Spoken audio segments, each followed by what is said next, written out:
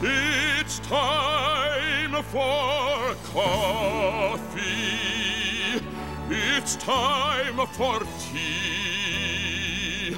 It's time for those of you who really have to make a phone call to your broker or your doctor or your mom.